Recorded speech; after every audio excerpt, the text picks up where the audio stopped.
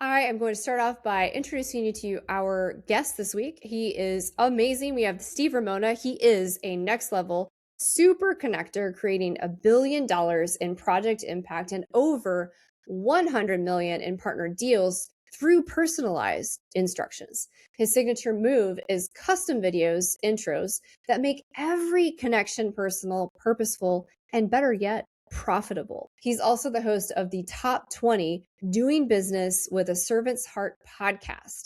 They have over 900 episodes and over 70,000 listeners per show. And Leads Together, we serve on E365 TV, reaching 1.6 million viewers monthly, building a movement of heart-led business growth and meaningful collaboration. My goodness, with those numbers, Steve, my head is rolling. Well, keep your head on. We need it for the show. Well, let's kick off. And I want to hear, what is your secret sauce that allows you to create all those amazing connections while staying heart-centered? Shut up and listen. I have a principle called the ASLA principle, ASLA. Ask that question, shut up, listen, and people go, where's the bridge there? Well, think about Zoom rooms we go on. We were on a Zoom room. That's where I met you. We had a number of people on. And our Zoom room, video was live, but sometimes the video goes black. And I'm not judging because it might be going to the bathroom, get a drink of water. They're doing something because we're all working, a lot of us from home. But are they listening to what that speaker, whoever's talking, saying? They're not. And that's why the shut up and listen or active listening, you could say ASLAL, and it's too much, but the ASLA, because then you ask another question. Don't ask a question and go, what's your challenges for your business, Holly? And you say, I need to meet more people. Well, I've got a program. It's $10,000 a year. Join my program. No, ask another question because we build relationships. And we've heard this millions of times. I have as well. When you meet somebody, go on a date, you don't just start going, I'm a great guy, I do this. And Holly goes, I'm a wonderful woman and I'm a great this. No, we ask questions to build that relationship. It's powerful, but not a lot of people are doing it. Whew, yeah, my goodness, that is so true. And guess what?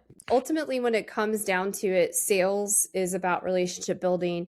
And it's about people feeling seen and heard. And if you're actively listening and asking the right, intentional, intuitive questions, people will tell you everything you need to know. And that allows you to help them in meaningful ways, starting by adding value before just going to that sale, which is why the second A is really important, of asking more to get to like the below the surface level. And instead of asking for the date or the contract or the sale, going a little bit deeper first, right? Yeah, absolutely. Joe Gregory was a guest on my podcast, and shout out to Joe. He's on my podcast and TV show. He had a terminology that you're going to love, and the audience, you're going to love this. We are actually now at guides. Sales has changed. He's been doing sales for 50 years. He says, I don't sell anymore. I guide Holly through. I'd love to be a guest on your podcast. Now that's transactional. No money was transferred, but I asked, I'd love to be a guest on your podcast. And you came back, said, I'd love to be a guest on your podcast. And we're guiding each other. How do you guide people? How does a guide on a river do that? He says, okay, well, it's going to be fast river. He's going to ask questions. Have you been on a boat before? Have this and that. He's guiding you through that river, whatever they call launch, I'll call it. That's the same thing when you meet people. And by the way, it doesn't always have to be transactional for you. When you do the ASLA principle, now I can learn about Holly, and I think I've given you some referrals. I did 1,800 referrals in 2025. I'll hit 2,000 this year because I ask, listen, ask, listen. And a great phrase today on a guest I'll share, Brandon Gregoris. He says, ask and acting. So when you ask, take action. I've mentored a lot of people, and they never took action. Like, I'm not growing. I didn't do, did you do what I told you? No, I didn't try to meet 10 new people. You gotta act. Yeah, we can't just like manifest through thoughts and manifest through that. We can't just listen. You have to take that aligned action. So alongside that, I want to ask you, what does inspiration mean to you alongside that intentional guiding role and those questions that you're asking? You're a beautiful host. That is so powerful what you did, adding that word. It's so incredible, the emails I get. I got one yesterday. We loved your podcast. I was a guest, so I wasn't a host this time. We loved what you said about ASLA principle. Can we add you to my book? Where's the value? People ask me. It builds my brand expertise. Holly, it builds yours when you're on a guest and you're doing hosting. It builds up. It's marketing. But because I treated him right, I came as a great guest. I gave him my best. We're not always going to be perfect, never, but just giving our best. I mean, I got emails of people, man, I meet somebody and I mentor them for 30 minutes. They don't even expect it. They're like, I just met you and you gave me all this. Give our stuff away for free. They will come back. Yeah. That's a beautiful reminder, you guys. So if you're looking for some inspiration here and maybe your sales or cash flow is plateauing or plummeting or stagnant, I would ask you to come back to giver's gain and compassion and adding value, because I don't know about you, but that creates so much inspiration, so much positive energy, and it allows you to be that guide and also give to your clients. And then guess what? They're going to give to you referrals, introductions, and massive credibility. And this leads us, guess what, to peak performance, peak performance. So alongside what we just talked about, giver's gain, how do you define peak performance in what you do and how you've been able to hit these numbers and, more importantly, have this impact? Uplift everybody you meet. That waitress at the grocery store, your podcast guest, your podcast host, your person at church. Your goal is to uplift everybody you meet. Bring them value, if you want to say it in another way. That's peak performance. It doesn't have to be perfect, Holly. It could be, man, your baby has a beautiful bow on her head. She's gorgeous. I did that at church on Sunday. And the lady smiled, go, thank you very much. The next day she saw me again, she goes, that meant a lot to me. Did I uplift her? Did I impact her? Was it for 5 seconds, 5 minutes, 5 hours, 5 weeks, 5 months? We don't care about the timeline. We care about impact, uplifting people. You should. That's my goal. When I came on this podcast, a little prayer and said, okay, I'm going to bring Holly my best, like I said earlier, and energy and, what you can do. I'm very energetic. I know people can't be like me, and that's okay. You could still be very impactful. Yeah. I agree with that. I remember the story that comes up as you share that, and like the smallest moments of uplifting people. There's 2 stories that come to mind. One is years ago at a grocery store, this mom was like struggling and she couldn't find her wallet. And I just was like, hey, let me get your groceries. And she literally started crying and was saying that she was contemplating ending her life because she felt so unseen and so unheard. And that simple action saved her life, you guys, saved her life. And then fast forward 5 years later, we're in the middle of COVID, and I was at a Starbucks waiting for my coffee. And just this woman started chatting with me about some things and was sharing a very personal story, not like an important story even. And they called my name. So I said, hold on one second. I grabbed my coffee and I came back to this complete stranger. And I was like, tell me the rest of your story. And she started crying. She's like, I don't even know you. And you're like listening to my story. And I just feel like so disconnected and alone and isolated. Thank you so much. So you guys, connection, relationship, and listening is powerful, and it leads to amazing things. And that's the power of ASLA principle. You just did that publicly, just out of the blue. Your story about the grocery store, I have one too. I don't share it because it's the same thing. We don't know the shoes people are walking into. So why don't we jump in with that uplift, that value to them? Whatever that looks like, it's got to be authentic, of course. And I hate that I have to say that because there's not a lot of authentic people are not as much as they should be around here, around the world. But we just don't know the shoes. And that's the powerful thing. And I talk about this little thing, people, your audience, you can do this, is go to a grocery store a restaurant and grab the waitress, be authentic if she was great or he was great, and go, hey, Debbie, come here. Can you go get your manager? And she goes, sure, what's wrong? I said, just get your manager. And my wife's like, okay, here we go again. The manager comes over with that, what's going on? What happened? Type of, attitude.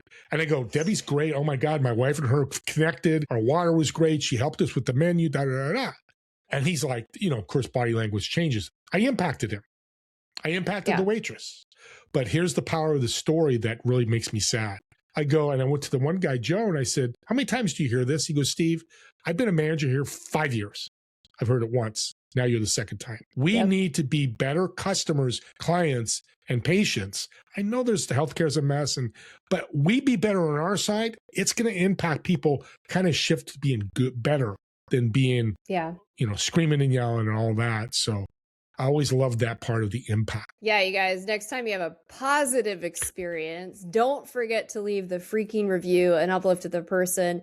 It shouldn't be super negative, which I know we have negativity bias, but y'all be better humans. Be better humans. So this actually leads us in a great segue. So thank you for being such a great person here. Steve, of course, nothing is always perfect.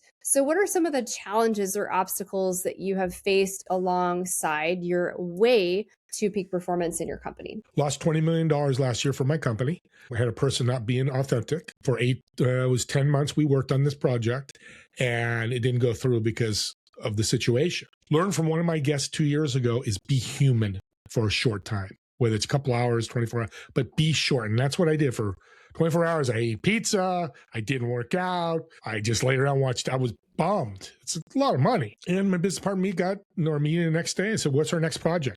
Human's over. We did our pity party or whatever you want to call that, our depression, but you move on because stuff happens. I know people use the other S word. I don't like using it, but stuff happens. The ST word, that makes you better. It's not easy. People I've been on shows are like, well, must have bothered. Of course it bothered me. It bothered me a lot, life-changing. But now I've found other projects, me and my partner, Max, and we're probably going to make more than that. And that's the power of moving on, because you stay stuck in that for months and months. What opportunities did Steve and Holly miss? Yeah, that's really powerful, Steve. So there's so many people that not just get stuck in the muck of the emotion or the pity party or the humanity of it or the emotions, but they become a victim of that storyline. And here's the thing, like, I would rather you have these failures, fail fast and feel it, learn from it, and then move on. And that means, like you said multiple times, take action, uplift others, get back into the flow. And that keeps you in alignment. And if you're uplifting others, you can only win. And if you're learning from your mistakes, you can only win. And so, honestly, the most successful humans that I've had on the podcast that I've met in life that are my mentors have failures. The difference is they don't become a victim. They get back into action. They learn from it. They feel it. They don't let it get stuck in their body or stuck emotionally within them. So thank you so much for sharing that. You're really very welcome. Yeah, failure, people want to quit, whatever that failure looks like. There's people that quit. You know people, I know. Just, it is being human. That's why I go back to being human for a short period of time, because if you deny that, it's going to creep up on you somewhere. Might as well do it right away. Months later, you go, oh, God, I lost that deal. Oh, my God, I'm suck. And I've got big problems. No, you don't. Just find something Don't else. Become a volcano that erupts later, y'all. It's not fun. I'm just telling you, it's not. We don't want to have a breakdown on a show or something. Nope. Okay. So how have you taken these lessons and these past failures and this ability to be human and your ASLA model to create a culture of peak performance in your company? People attract people to do good things. I'm attracted to you more now after you telling me that story. I'm willing to do more for you. I'm willing to help you more. Not that I don't help everybody, but I had to learn. My podcast is doing business with a servant's heart. And I say that because of the servant's heart. And what I've learned through my mentors is you can't serve everybody. I thought that's what I had to do for 10 years. And I mentored people for hours, and they would never do, they'd ask for help and they would never act. They ask and act. And I had to say no. And I told them, I'm done. I can't spend time with you when Holly's down the road here that I'm missing out on. I could help her where she's going to take action. So a servant heart says no. And I love this question. God, you're so good. I love this. We all are in sales. So we all have that transactional conversation where, you go to me, Steve, hey, it's $10,000 for a year, this and that. Holly, I'm not ready. I don't have the money, all those scenarios. Here's what, Holly, you could do as the person that's pitching. I love this. And many people that do this is you'll go, hey, Steve, you said something about this. Let me give you an introduction or a resource that can help you. So break this down real quick. That's a tough conversation on both sides. Yeah, Holly, you're going to ask. You're afraid you're going to get, there's a possible no. I'm afraid to say no because I spent 20 minutes with you or 3 meetings with you or whatever that is. When you come back and serve them after the no, 50% of the time I've seen it, they've come back to become your client because you take the emotions right out of it. That's what a servant heart does. We take that stress and anxiety emotion away from people to allow them make a better choice, a choice for them. And they may never become your clients, but Holly, I'm a faith guy, so God or universe, whatever you think in a higher power, it repays you. And I'm going to share a quick story. I introduced 2 people just because I thought it'd be a great introduction. 4 weeks later, I get $250 sent to my Zelle, to my bank account. I'm like, why is this guy sending me money? So I send him a message. He goes, Steve, that introduction turned into a client for me. Well, wasn't my goal. It was two great people, introduction, you guys can collaborate. Well, the one guy hired the other guy, and I got a commission for it. That doesn't happen all the time. We don't see that, but it's happened a couple times last year for me. And that's not a lot of money, but what my story is, that's the universe. I put two good people together. All the good work I've done in the past came with some money. Yeah, so I want to recap two really important things that Steve just said for our listeners. Number one, it's equally important who you say no to as who you say yes to. And a lot of that has to be, if people are just there picking your brain or asking of you constantly, but not taking action, that is insanity. These are not your people. They're not people that can have the ripple effects related to your legacy and the superpower you bring them. So don't waste your energy and time there. And then the other important thing is the servant's heart.